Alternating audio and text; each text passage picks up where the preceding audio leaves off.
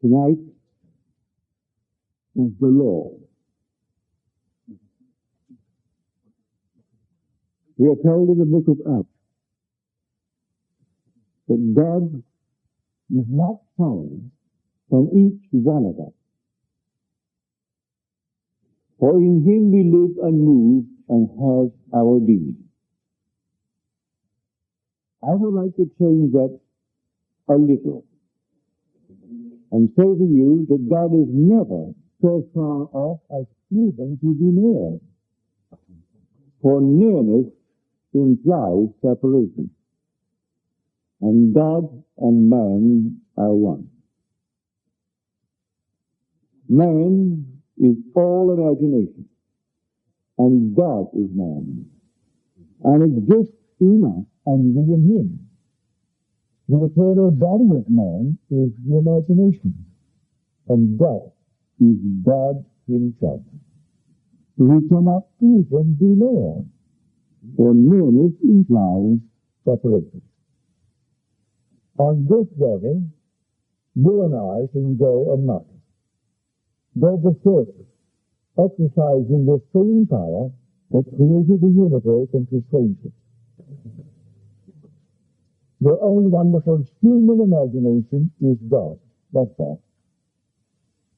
By him all things were made, and without him was not anything made that was made, good, bad, or indifferent. Now tonight, let us share with you a story to show you that it's all your own wonderful human imagination. You might have read last Saturday's Los Angeles Times. On the front page, in very bold type, the story of a plane. A story was told and shown on TV and very, very popular by Rod Sterling. And here, a man is influenced to take that story and put it to his own personal gain. And so he threatened Qantas, the Australian airline, at 107 passengers aboard, that he would blow the plane up at a certain altitude if he did not pay $560,000, which they did. They paid him his extortionate $560,000 based upon a so-called imaginary plot by Rod Sterling. When he realized what he had done, so he claimed in the story. He asked his producers to withdraw the film from TV and not show it anymore. They refused because of profits. It was written for profits, shown for profits, and will continue regardless of Congress or any other court or the unnumbered people that may suffer as a result of it. I did not see in his regret that he is going to give his income from his residuals to Qantas to repay the $560,000. No, he didn't say he's going to pay that he would now make to the Australian airport. He's going to keep it and write another bunch of nonsense because he doesn't know what you know, that imagining creates reality. For God imagining creates, and God is man. So man imagining creates. There is no separation between God and man. We are one. God became as we are, that we may be as he is, allowing himself on this level to make all the mistakes in the world and to go berserk and to imagine any stupid thing in the world. Now, let me share with you a few stories. These stories by William Butler Yeats. You can find them in his volume called Good and Evil. It first came out at the turn of the century. It's part of his collective work. But the individual volume has been reprinted, I think, 3 or 4 times. And this is the chapter which he named Magic. He said, I was spending a vacation in Paris, and I got up early. I thought I would go out and get the morning paper before my host rose. And then I came through, and I saw the little maid laying the table for breakfast. And I told myself one of those long-suited stories that one tells only to oneself. If something had happened which had not happened, I would have hurt my arm. And so I imagined myself with my arm in a sling. And as I passed by, I had so completely imagined myself with my arm in a sling that I cast my imaginal act upon that sensitive child, the little girl who was simply preparing the breakfast table. When I returned with my paper, my host met me at the door, and she was all in a bitter, inquiring about my arm. For she said that the little girl, the maid, had told her that Mr. Yates came down with his arm in a sling.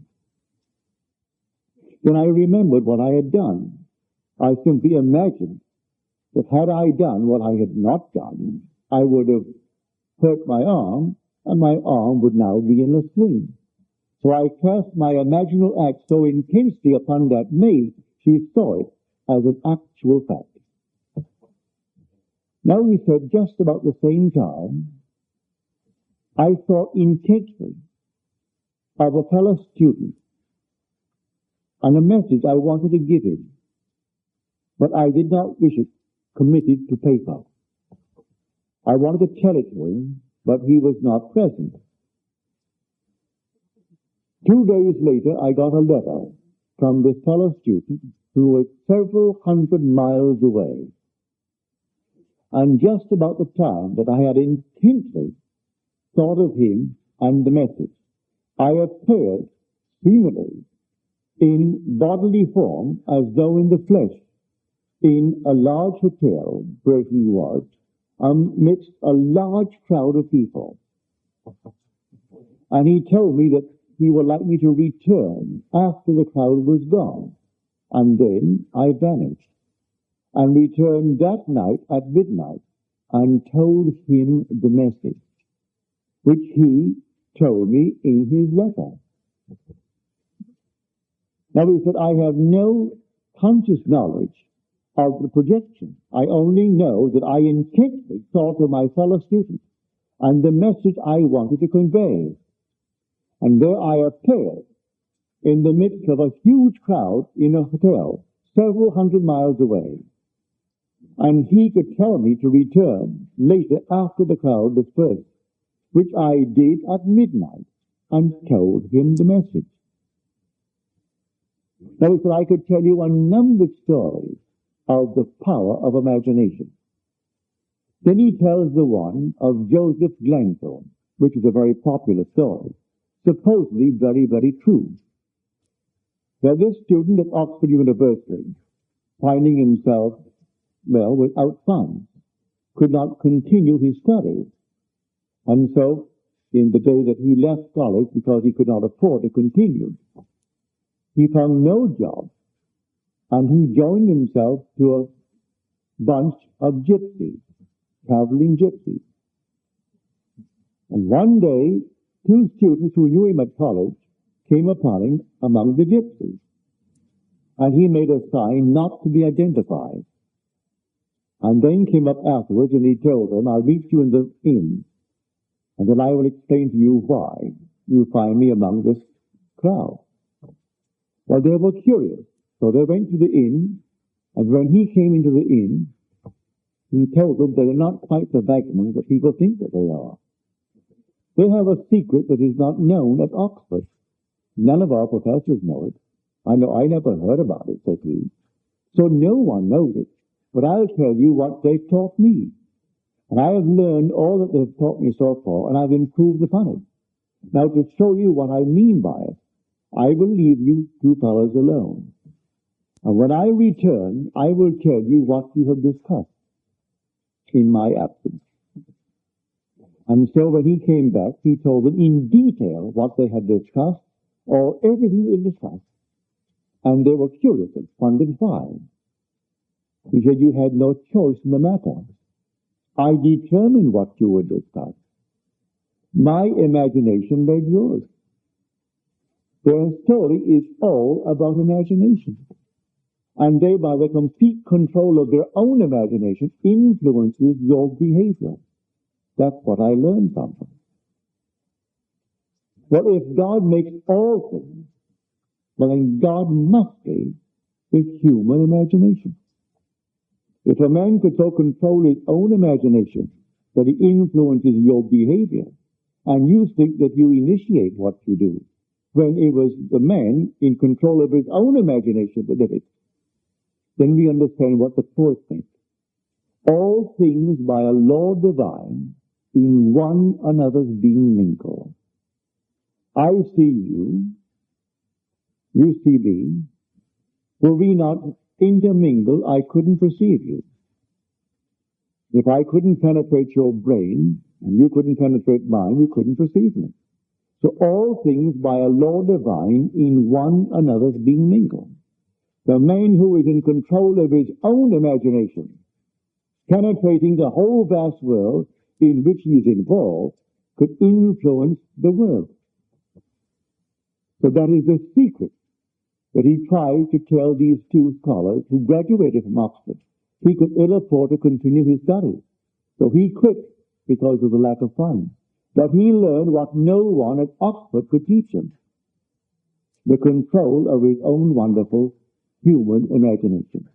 For that is God. Imagination is that non-objective reality from which all objects pour forth just like sudden fancy. Everything in the world, it comes out of one's own wonderful human imagination. For that is God. And there is no other God. I know in my own case, sitting in New York City in my apartment, with an urge to comfort my sister 2,000 miles away across water. Simply stretched out of my bed, I left the living room, went to my room, closed the door, and asked my wife not to disturb me. And in that interval, I assumed I was in Barbados and on the bed where her son was dying of cancer. There was no hope of recovery. He was riddled at the age of 17 with cancer. And to comfort her, I assumed I was her son. And actually felt myself to be there. And I imagined that I saw my sister Daphne come through the door and look, and she saw her brother Neville rather than her son Bill. And she came over and she looked at me. I saw her. And then I awoke back in New York City. 8 days later, this is before we had such a thing as airmail. It came by slow freight. And so 8 days later, I got a letter from my sister Daphne. She said, Neville, I don't understand it. And she dated the letter. It was the day that I did what I've just told you. But I went to the room to see Billy. As I entered the room, it was you. I came over, and I looked at what should be Billy, and I'm looking at you. I rubbed my eyes, I did everything to bring about the normal vision, and I couldn't see my son Bill. I am only seeing my brother Neville, and I couldn't understand it. Now she began to feel through the superstitions of the world, because Billy was dying of cancer, the next one to go would be her brother Neville. That's how she interpreted. She didn't know what I was doing in New York City. What I did not help. He died. He died of cancer. But I succeeded in projecting myself 2,000 miles away under the bed I knew so well. It was my father's room. It was my father and mother's bedroom. And there I knew that that's where Billy was sleeping. And I assumed I was on that bed, and I was actually in the place of Billy. So when my sister saw me, she would be encouraged to have faith, to have hope. But she was so disturbed because no matter what she did, she rubbed her eyes, closed them, opened them, closed them, opened them, and she is still seeing Neville, and she can't see her son. Now when you hear these stories from those who are not lying to you, you may not understand it, and reason will deny it. Well, if you have an experience, even though reason denies it, you can't deny the experience. My sister cannot deny what she actually experienced, and I could not deny what I did. Because when I came out that night into the living room, a friend called at the cocktail hour, and she said, "Neville, you always seem so light and gay, and tonight you seem so heavy of spirit." I told her what I'd just done. Well, 8 days later, when the letter came, I gave it to that same woman who was home again around the cocktail hour and showed her what my sister had written. So here my wife and my friend were witnesses to what I told them 8 days in advance I had done. Then came the letter from my sister asking for some explanation of it. So I tell you, I know from experience that imagining creates reality. On this level, we're only learning. We're all students. We are simply in kindergarten, and we go berserk as God's servant did. So he made a fortune writing this story, and it's still being shown all over on TV. And he will still get his residuals, and he'll take his residuals and pile it into some maybe IVM stuff or some other kind of stuff. He hasn't given it away. He'll write more nonsense. For it's all nonsense. But he doesn't realize what he's piling up for himself. Be not deceived. God is not mocked. As a man sows, so shall he reap. You see yonder field? The specimen was specimen, and the corn was corn. The silence and the darkness knew, and so is a man's fate born. So let no one think he's getting away with anything. So you misuse your talent, and you reap seeming rewards today in dollars and cents.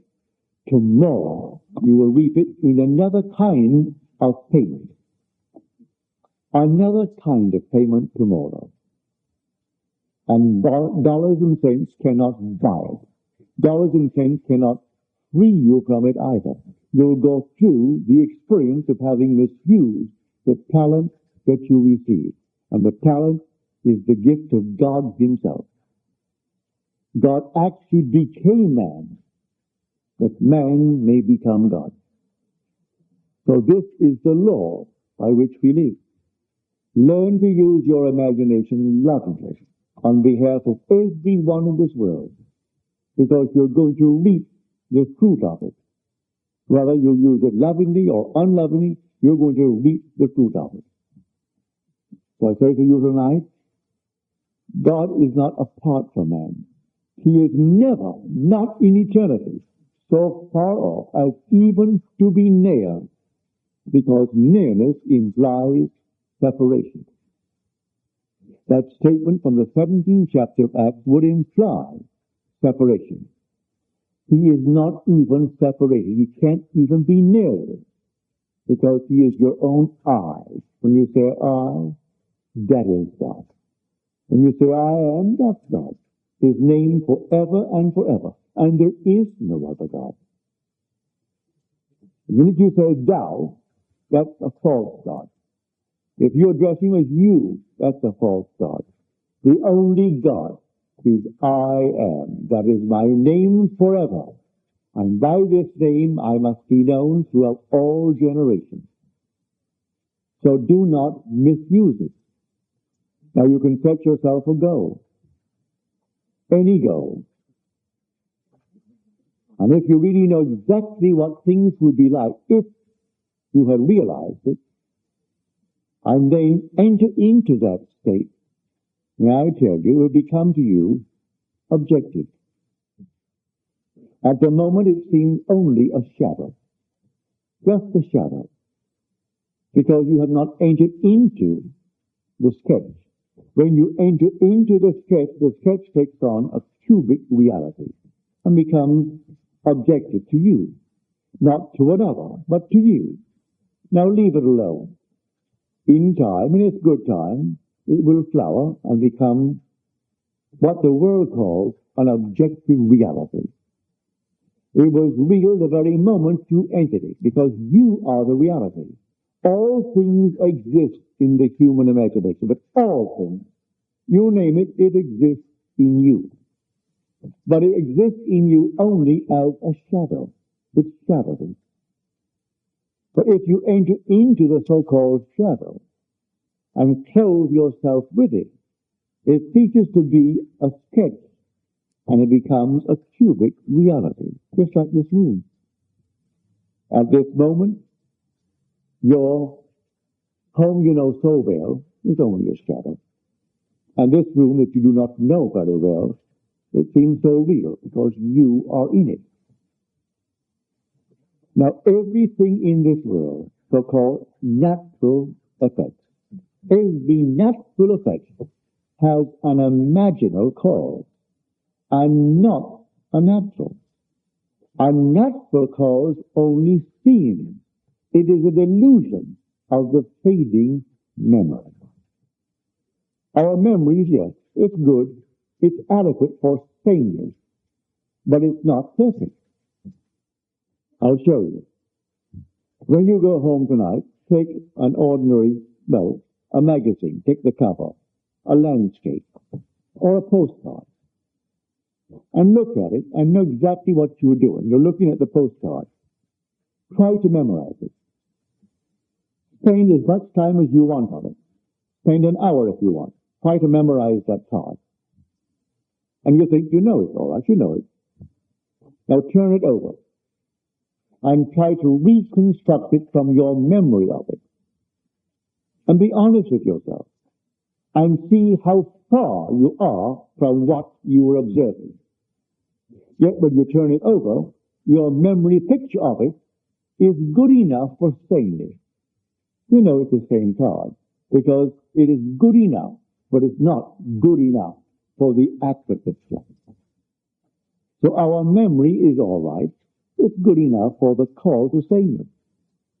And so that's why man does not remember what he has imagined.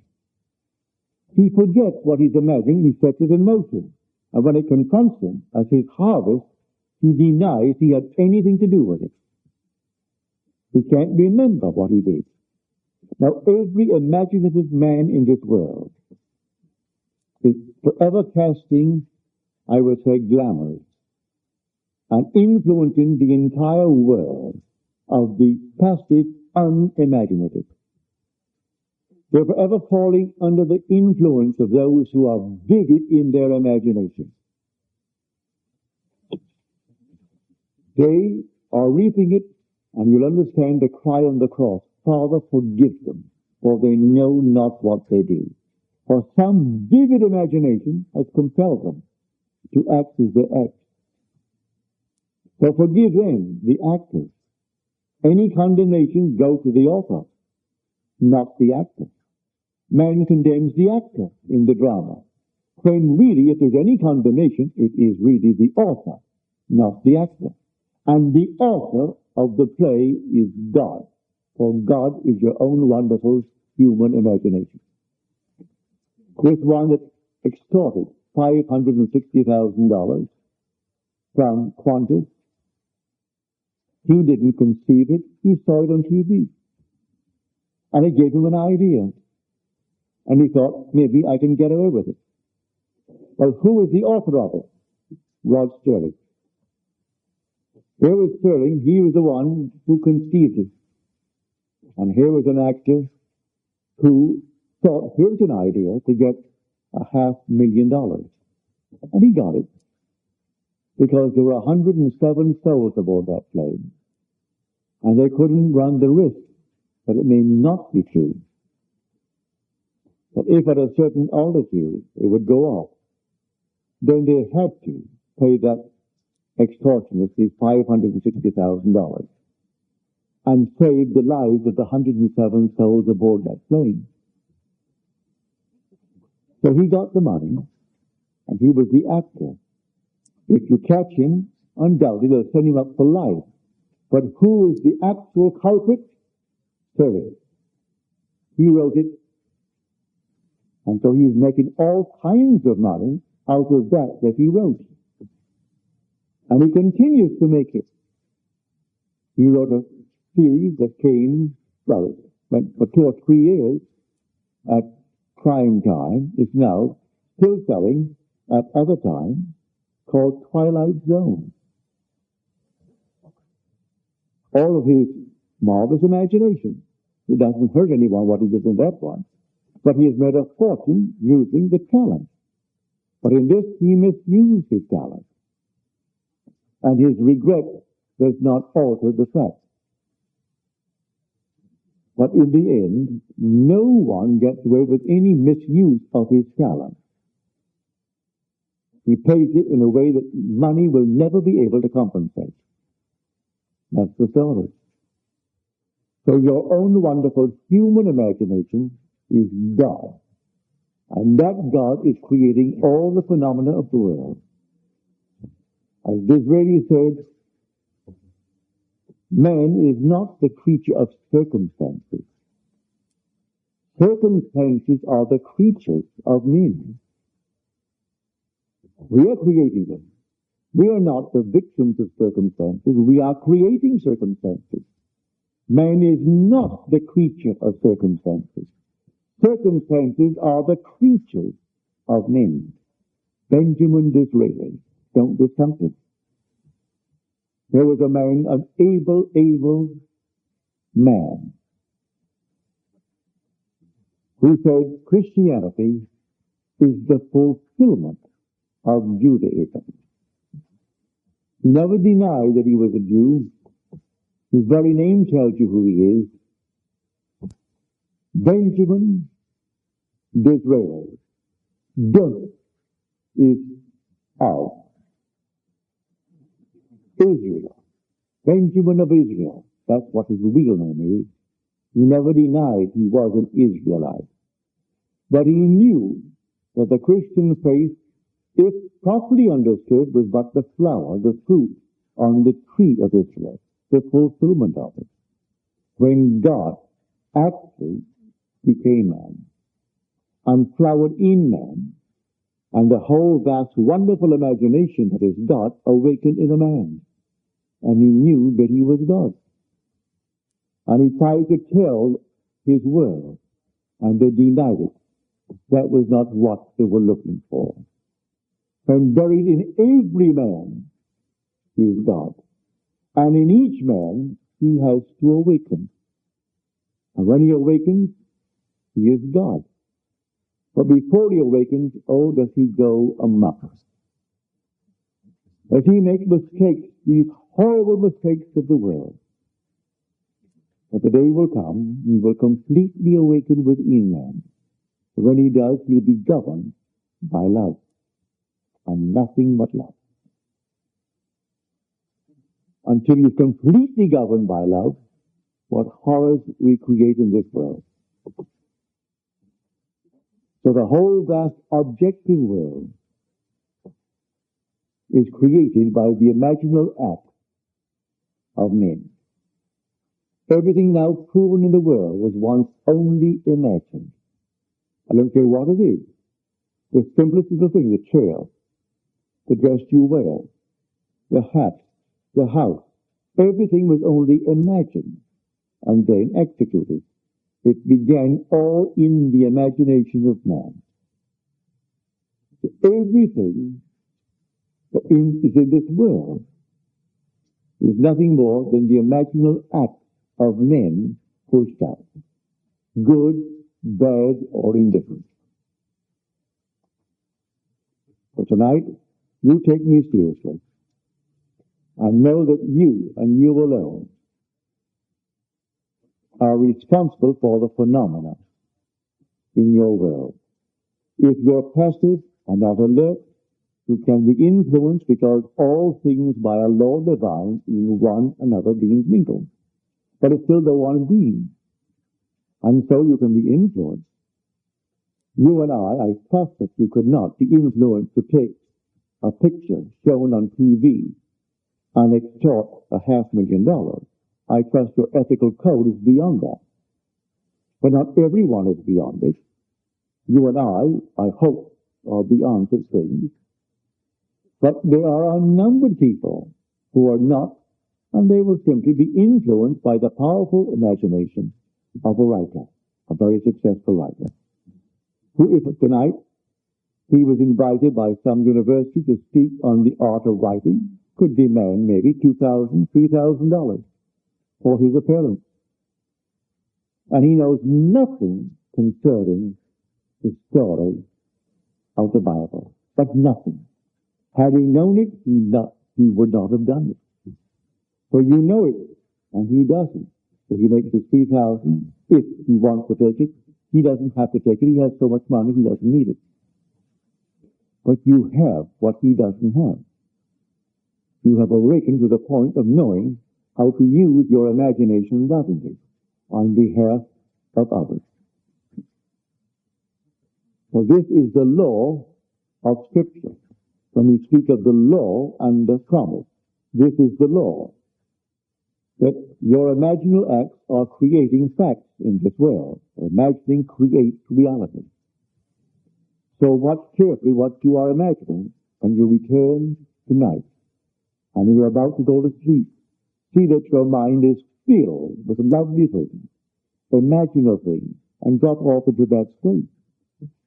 Do not let the sun go down upon your anger.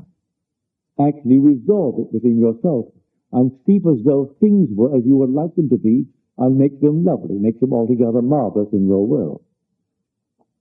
I tell it for your own good, because in the not distant future, not only the little crowd here, but the whole vast world will have departed.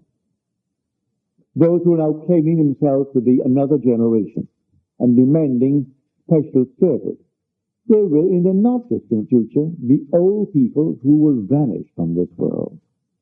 It's time that we all woke up and catch on to what really is causing the phenomenon of the world. And the phenomenon of the world is caused by the imaginal acts of men. So you take it seriously and do not let one day come to its end without revising and changing the imaginal acts of the day, and make it conform to your dream, to your ideal, and live in it just as though it were true. For I am telling you from my own experience, the day will come you will sit and you will think of something that isn't present. The world calls that imagination. If you see something that is present, they call that sense perceived. That's will. You think of something that is not present, they call that imagination. But you will know how to enter that which is not present to your senses. And your entrance into it will give it to it reality. And it will be just as real as the room in which you are seated. It will become objective to you. The whole vast world is just like that. But that will be transcended by the being that is going to be awakened within you. For that being who awakes within you is God himself. This is God's key glow to the human mind. And when he awakes, he is God at intensity. And there is nothing that is absent, for he is omnipresent. So he views everything from where he is. He doesn't think of, because he's omnipresent. And being omnipresent, he sees every being as they are. And they are not what they appear to be outwardly to the world of sense. They are what they are in heart. He sees exactly what they are thinking, what they are feeling, what they are plotting, what they are planning. He sees all the intentions of the heart. But when someone tells you, well, why did it happen to him and not to that one, when he is so prominent in the world? Look what he did. He built a hospital. He endowed it. He gave a fortune. But God sees the heart. He doesn't see the fortune he gave to build a hospital and even to endow it. He sees what no one on the surface sees. He sees the motive behind the gift. He sees everything behind it all.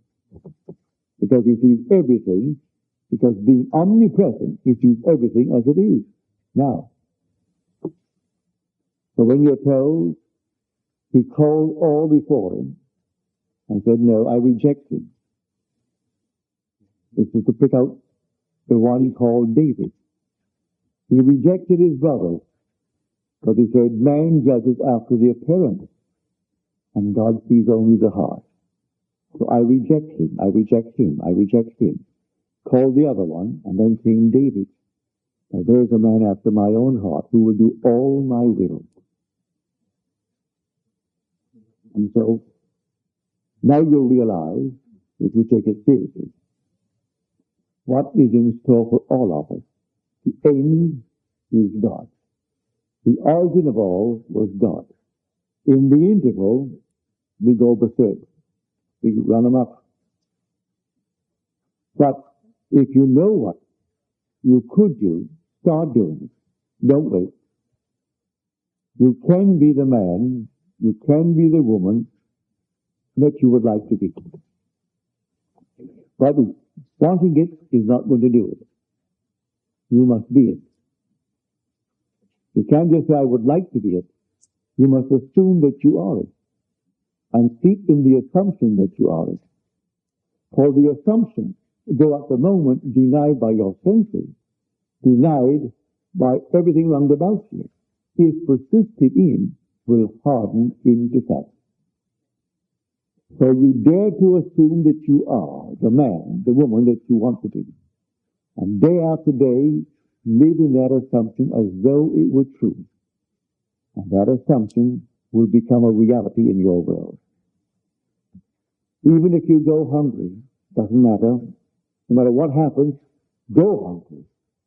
But persist in the assumption. And that assumption will objectify itself and become a reality in your world. Do not fall by the wayside for any little thing on the side. And I can't tell you how thrilled I am when I get your letters, where in your dream you are teaching the law of imagination. When someone raises your age, will in a dream have an argument, say, with a priest or a rabbi or a minister, and you are instructing them and telling them. Now a dream, you know, is egocentric. It's yourself without. But yet here you are, you're actually taking the symbols of authority and simply bringing them down to a certain level. They're no longer your authority. You are instructing now and telling them, which is yourself, made visible, what you have discovered concerning the cause of the phenomena of life. And when you have these dreams and you share them with them, you tell them, as you do, I can't tell you my thrill. Everyone will one day awaken. And when he awakens in the only place where God ever awakens. He awakens in the skull of man, in Golgotha, the human skull. And when he awakens, he comes out of that skull, and it is God that is born from above. And then he goes through the normal series of time, and he arrives at that point where he becomes, well, of age. He reaches the age of spiritual puberty. And then the father, the earthly father, disappears.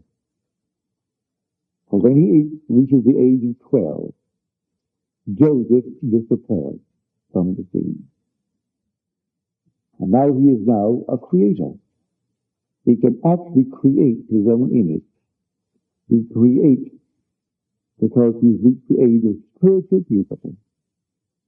And so the earthly father ceases to be a part of the flow when the lad in the temple reaches the age of 12.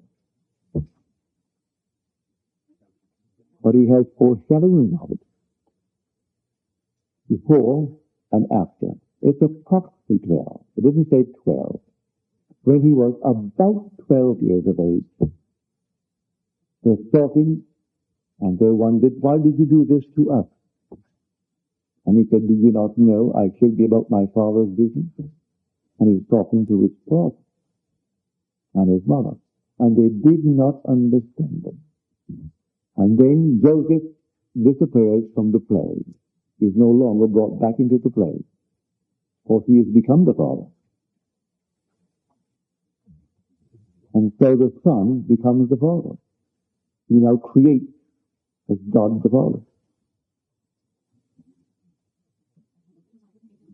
But tonight, I want to be only on this level, the level of, the law, where man, if he is in control of his own imagination, is in control of the phenomena of his life. He is not a victim of circumstances. Circumstances are the creatures of himself. He creates them if he knows what he is doing. If he doesn't know what he is doing, and he is passive in this world, he can be influenced by the imagination of one who is in control of his imagination, though he doesn't know what he's doing, like Sterling didn't do. Had he known, he wouldn't have done it. And to this day, he doesn't know. He only regrets what he did. But he doesn't know that his imagining is creating reality.